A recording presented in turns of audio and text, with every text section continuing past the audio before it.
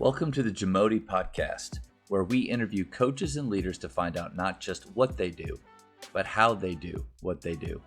Becoming the best version of ourselves is JAMODI, just a matter of doing it. With the relationships that you've been able to build and the culture that you have, so confidence is one of those things that I'm always interested in learning how coaches build that or help develop the confidence of their players. So building confidence in your program, how do you go about that? So to me, we have a saying here that you earn a right to be a champion every day. And so it doesn't matter if it's July the 30th or the day that we move in next week on August the 4th or the first day of practice on October 15th. Like, it doesn't matter what day it is, our first game on November the 9th or whatever it is. It doesn't matter. You earn a right to be a champion every day. And so I really believe that you can develop confidence through hard work. The more you work, the more confident you're going to be in your abilities. And so, and that doesn't just pertain to basketball. It pertains to everything. Yeah. You know, if you want to be a great TikToker, you know, you're not just going to show up one day and turn on your phone and here we go TikToking. You know, like, I got some great TikTokers on my team. I don't really get it. It's what it is, but I don't get it either. but those guys, they really do. They put a lot of time into their TikTok. And so, you know, it's kind of funny that we say that, but you know, those guys have earned the right to be great TikTokers and have lots of followers and become viral and all that stuff. Like, they put a lot of time into it. I wish they'd put more time to shoot free throws, but you know, it's, you know, they do enough for basketball. They can do a little bit for TikTok, you know? That's So, right. but the same thing, like, if you put a lot of time and effort into your academics, you're going to be a good student. You know, you're going to be a better student than what naturally you can be. So that's just what we do, man. We earn the right to be a champion every day. And that's for me being a head coach. That's for me building relationships with players, recruiting, you know, watching the USA basketball team trying to steal some sets and some defensive, you know, assignments and things like that. Like, all the way down to our freshman that's coming in, just trying to find a way to get a few minutes on our JV team. You know, like, you earn a right to be a champion every day. And if everybody does that, you create like this kind of joint co-confidence. You know, everybody has confidence together because everybody knows everybody's been working, you know, and it's a great thing when you start getting that kind of stuff where you believe in each other because you know how hard that guy's been working and he knows how hard you've been working. So you believe in each other, and that becomes a bond. That's you know, pretty unbreakable. And that's why we have guys, you know, 5 years down the line, they're going to call a coach, say, "Hey coach, can you come to my wedding and cook some briskets? By the way, my 5 groomsmen is going to be the starting 5 from our, you know, 2022 championship team. And we're all going to have fun." That's how that all happens. These kids create this bond because they're working for each other, they're working with each other. They create all this, and it just builds this confidence in each other and in the team and in the program to where, you know, it's unbreakable. It's a special thing. It's beautiful. It's as a coach and as a leader, you start seeing that stuff happening. You know, that's where I really, you know, can sit back and smile and know that we're doing things right here when you start seeing things like that. Yeah, I think it starts with you. You know, it starts with us as coaches. If we want what did Kelvin Sampson say? He's like, we want guys to get in the gym. Well, if we're not gym rats, if we're not getting in the gym, if we're not opening it up for them and giving them those opportunities, you know, how can we expect them to do it? If you're not doing things to enhance your own confidence, putting in those reps during the summer and adding new things and becoming better, how can we expect them to do it? Just like culture, it starts with us. Yeah, exactly. I mean, you know, in all of this, you know, I don't think you're ever going to hear me say, you know, that kid's got to do more. You know, it's always we. You know, it's, you know, a program, a culture is bigger than one. You know, and that includes me. You know, I tell people all the time, like, if my head got big and I got too big for Mary Hardin-Baylor and I moved on, you know, and that would be a terrible decision, you know, be honest with you. But if I moved on, they'd have 1,000 people lined up at the door to take my job tomorrow. You know, Mary Hardin-Baylor is bigger than me. You know, I can't go into this thing thinking I'm bigger than everybody else, or I don't have to do what everybody else does. Like, yeah, I lead it. I'm here. I'm on top of the food chain, but I'm not bigger than the program, and I never will be. And if I ever get that way, I need to quit coaching. You know, because that's not what it's about. It's about us. And so, you know, we have to stay there. We have to lead these guys by example. They have to see us working and inspire them to work. You know, and at the same time, you know, it's different. Like, we have to kind of be the disciplinarians of the team. We have to be, there's some times where we got to say no, or, a lot of people would say yes. We have to be that person. So it's this fine line of trying to keep, all the roles together and things like that. Being a coach is hard. It's very hard. And I can understand why people don't want to do it. People think it's glamorous and people think they want to do it, but when it comes down to it, it's not easy. And so I understand why people leave, but it's our responsibility and we have to do it. And if we'll stand up and do that, then we'll grow the confidence of the program. We'll put in the work, and then that's how you win championships. Yeah, I love the way you said that I'm not big. You're not bigger than the program. I think if we look back to those really hard years, either it was maybe a talent thing, or we didn't get the wins that we thought we should have had, or we had some issues within our team with the culture and stuff. In those moments, if we start to think that, I think when we're thinking negatively about things, it's usually because we're thinking about us. We're thinking about how this looks about us or how it'll be perceived by others. And that mentality of it's not about me and I'm not the program and the program is bigger than me. I think that'll keep us sane and healthy. Yeah, I'd say I got caught in that trap when I was at McMurray because of the history of McMurray and the deep respect I had for Ron Holmes and Coach Kimbrell, the people that came before that dug the well that we're drinking from. I really felt, and this was the wrong way to feel, but I was a young coach in my first head coach experience. I really felt the pressure of me having to do it, right? And I really put myself on that pedestal, and this is the way I'm going to do it, and this is the way. And 2 years later, I get fired, and so probably the best thing that ever happened to me, be honest with you, because it made me really go back and, I was fortunate. The good Lord led me to Sul Ross. I was fortunate to get that job. I was blessed to get that job, but I also knew that I had to go back and really reevaluate because during the whole time I was at McMurray, I knew it was wrong. It's wrong. If you're doing it, it's wrong. This doesn't feel right, especially if you've been a part of championship cultures before. Yeah. And then what you're building now. So, I knew that it had to go from me to we, and it had to go from I to us. And I knew if we could do that at Sul Ross, I just felt like, we were going to have to withstand some lean times at Sul Ross, which we didn't. Luckily, the build was really quick. But I felt like if I'm out there saying I and we have a 6-win season, I'm going to get fired. So it's hard. It's hard if you're going in your we, and it's hard to fire we. You can't fire everybody. But you can fire I. So I kind of learned that lesson, and really it was a blessing to me because it's a lot more joy to me to be a part of the team is to be, that the I above the team. It's a lot more fun to be part of it. It's a lot more fun to kind of, be able to come down on a level of your players where if you've got that I, mentality, you have to stay above them all the time. So it's been a blessing. It's been a lot of fun. I think for one, thank you for sharing about your failures.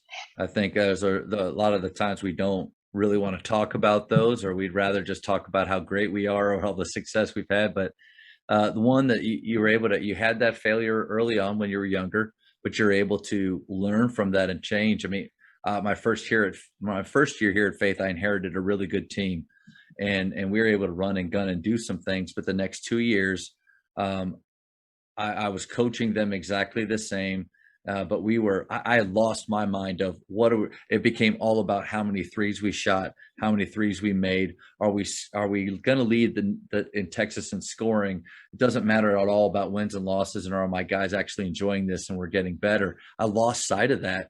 I fortunately wasn't fired. I probably should have been, but just like you, it's that idea of, okay, things aren't going well and it doesn't really feel right. I have to have the ability to reevaluate, pivot, and get the thing going. So I appreciate you saying that. It's a great reminder. Yeah, no, I never run from what happened in my past. I hope that part of that's because I'm unique. I'm different. I didn't get into this by being a great player. I didn't get into this because my family I come from a family of coaches. I had to get in through the back door.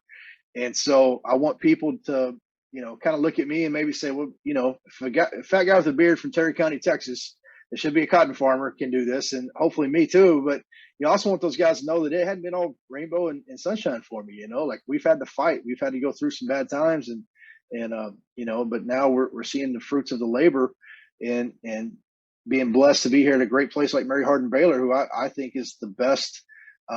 The best job in our division in the nation. I think that we have the best of the best, and we're going to, start proving that hopefully. So, so I hope that by being honest and being open and kind of telling everybody and trust me, the AD at McMurray would rather me say that he didn't fire me. Like he would quit telling everybody I fired you, but it happened. And it happened for a reason, and it was warranted. I at the time I was really mad at him. I didn't think I should be fired, but looking back at it, I probably would have fired me too. So, but the Lord put me in a different place where I could grow and become better, and I took that opportunity and ran with it. So, one thing I know, man, is if you try to plan out your next place and you try to take control of everything you're doing, everywhere you're going, you're doing it wrong, man. Just you gotta make where you're at the best you can be, and just gotta have faith. Yeah, and just have faith in the Lord that when it's time to go, He'll take you somewhere. Right. You just gotta have faith. He's always put me where I need to be. So, even though I fought it tooth and nail several times, but He's always put me in great places, and so I've kind of learned just kind of sit back and keep my faith in Him and just work as hard as I can for where we're at right now, and everything else take care of itself. I'll tell you, that's a daily grind for me. A daily grind to trust in His plan and not try to take the reins over. I think anytime we can look in our lives and we feel like it's chaotic and we're out of control, it's probably because we're trying to have too much control. And if we keep it simple and do our, like you said, a standard of excellence, do our very, very best with the little things, man, it's a much easier way to live. But thank you for the reminder, because without even realizing it, I can wind up back in that place. And then the second thing is your story, your rise to coaching, to me is inspiring. It's more inspiring than a great player getting a good job, somebody growing up within a tree and a family that they just walked into it. And because of that story that you had and the person that you are, that chip on your shoulder that I'm going to outwork people, I would imagine that's a big reason why your culture and your teams play that way. Yeah, I mean, I'm a farmer. I'm not a basketball coach. I'm a farmer. My guys know that. And, everybody comes through the program can see that, like there's not a whole lot of entitlement to us, and that's something that I very consciously have brought to Mary Hardin-Baylor, because we do have such a nice place, and our resources are great. We can give our kids a lot, and we have a lot of advantages over schools our size.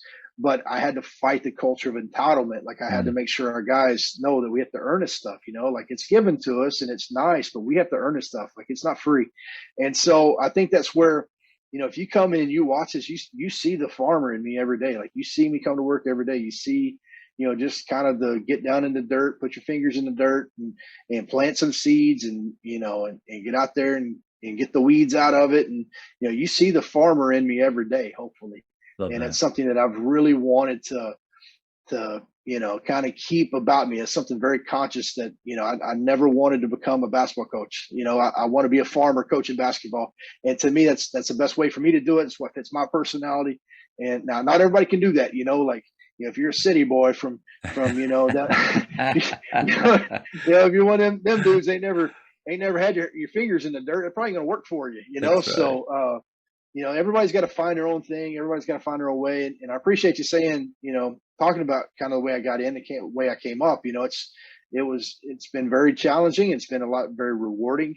I've had great support from my family, I wouldn't be able to do this without my mom and dad back in those days when I was making $5,000 a year, kind of slip me a few bucks in here, go get you something to eat, so I couldn't have done it without them. I couldn't have done it without my friends, and it sounds really cliche, but 20 years ago when we were all getting into this coaching deal, it was Chris Beard and Joe Golding and Brett Tanner and Chris Ogden and these guys are all like some of the elite around the Texas now, but that's, I knew Chris Beard when he didn't have enough money to pay a tow truck to switch a tire, so between the support from my family and the support from my network, my friends, we've been able to get here, and it's been improbable. I mean, I'm telling you, there's not many guys like me out there. I can count like 2 or 3 guys. Fat guys with beards. That's what I call us. And there's a couple. I'm not going to start naming them. That might not be cool, but there's been a couple out there, and but there's not many of us. And so there's not many guys from Meta Texas out here coaching college basketball. So so it's been fun, and it's been very rewarding. But also I cherish every day. I get instead of getting up and go changing water and hoping it rains and hoping the boll weevils don't get us, I get to just hope that an 18-year-old goes to class. So to me, it's not too it's bad. A lot easier. Huh? Not too bad. It's a lot easier to make sure an 18-year-old goes to class and get on your knees and pray for rain. Wow. So that's good perspective. So I'm blessed every day, man. I love what I do. I've never worked a day in my life here. Once I left the farm, I've never worked a day in my life coaching. This is fun to me. This is great. I love every minute of it. Even the bad times, I find something to have some joy in. I love my network. I love the relationships I've been able to build with, fellow coaches, but also players, my former players. I mentioned getting to go to those weddings, in July and spend a whole weekend, 2 separate weekends with former players. Just those are things I cherish, and that's why I do it. And it's what keeps me going. I'll never retire. The only reason I quit coaching is because I can't, anymore. I love what I do. It's brings me so much joy. I feel like I'm doing, the Lord's work also. I feel like this is what He needs me doing for Him. And so it's just been, especially this past year, it's been so much satisfaction and so much joy, and I'm having so much fun. I don't count this as working, man. So, I get to come on a podcast with big timers like you, man. So it's a lot of fun. God, I don't know about big timers at all, but hey man, you wrote a book, dude. Only big time people write books. Come on now. I don't know what to say to that. No, I would say this, just kind of like you, if you can do it, anybody. If I can write a book, anybody can. And you don't have to go through like a national scandal and tragedy as a player to write a book. And I honestly, okay, I don't know if anybody's ever told you to do it before, but I would say with kind of the path that you've taken and how you've grinded to get to where you're at, I would read yours in a heartbeat. And so I'd have to find me a good ghostwriter, man. I'm not really good on the ones and twos down here, so you have, I mean, you have people that, you have them edit it so that it flows and sounds good and stuff, but your stories, your relationships, I'll tell you, if I would buy that. So if I'm the first one to ever tell you that, this is a really cool moment because you'll do it. And then I can't wait to have my signed copy of it. Well, I'll tell you, the only book anybody's ever asked me to write's been a recipe book or a cookbook. So you're the first one to tell me. You can send me some brisket too. That's what I'll take. I'll take your brisket and then the book later. But thank you for checking out today's episode. Please take a moment to subscribe to this podcast, share it with your fellow coaches, and find us on social media for what's coming up next on the JAMODI podcast. It's just a matter of doing it.